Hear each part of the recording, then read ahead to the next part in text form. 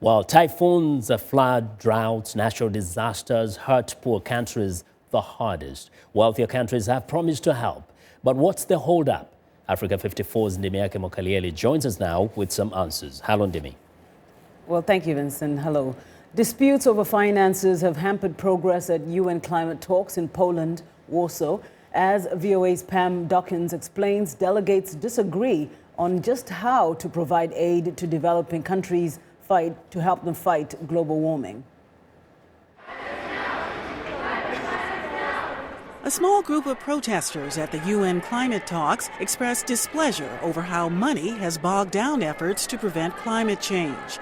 Developing countries are challenging wealthy nations to follow through on a pledge to allocate $100 billion a year to help them deal with climate change. The commitment is supposed to be in place by 2020.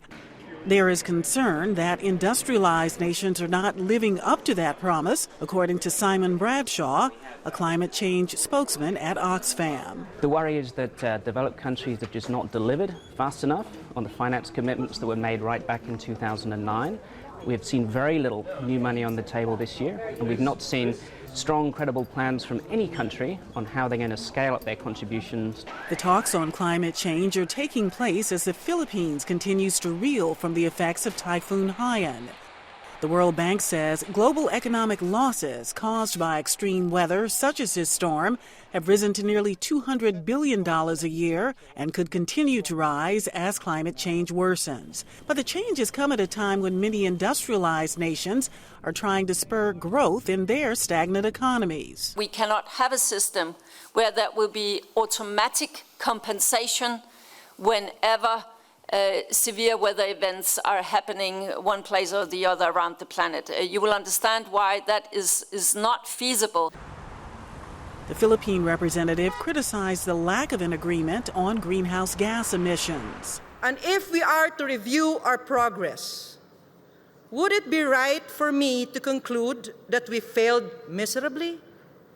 Looking at science and how it manifested itself not only on Typhoon Haiyan, but also other events like Katrina in the United States, the heat wave in France, the wildfires in Australia, and other extreme events occurring after observed increased warming, should we not be all ashamed being here?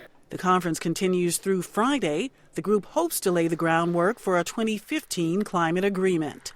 Pam Dockins, VOA News, Washington. Now, to discuss this further, we're joined via Skype from Hamburg, Germany, by Martin Kaiser, Head of International Climate and Politics for Greenpeace International. Hello, Mr. Kaiser. Thank you so much for joining us today. Hello. Very welcome to join. If you could just start off by giving me a sense of the overall picture painted at the Warsaw conference. It seems from what we just heard in the piece, pretty disappointing. The conference in Warsaw had been set up by the Polish government as a coal summit, so basically rolling out the red carpet for the worst polluters of the atmosphere. And this was the wrong signal to the people in the Philippines, to the people in African countries and in Asian countries, which are suffering most from droughts, floods, and storms like the Typhoon Haiyan.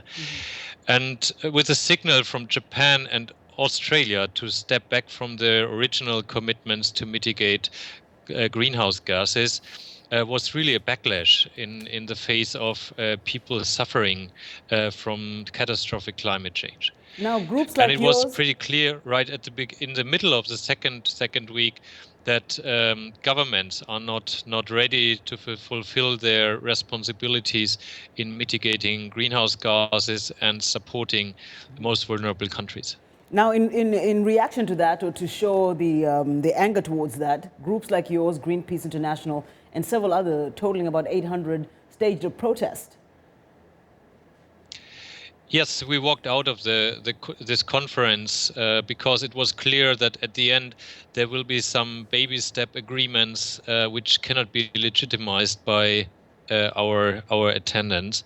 So we didn't want to greenwash the little outcome of this conference, which doesn't adequately address the needs of the peoples around the world. And it was also clear that many countries like the United States, like the European countries, but also countries like China and India are too much bound by the interests of the oil and the coal industry in these negotiations. Now, obviously, Africa is one of the areas and regions that is very, very affected by climate change. Tell us exactly what do you know about what is being planned in the money that is being pledged, the 200 billion by 2020. How would that help a continent like Africa?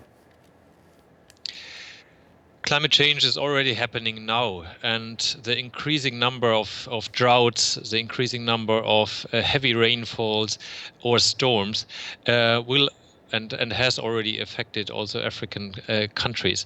So it's pretty clear that those countries who have had the responsibility for polluting the atmosphere have also the responsibility to support countries in adapting to climate change, but also to care about people who are affected by loss and damage. So the promises from 2008 to ratchet up the funding up to $100 billion US dollars in 2020 hasn't materialized yet. So countries like the EU, the US, Japan are really not giving a clear signal and commitment for increased funding for African countries or the small island states.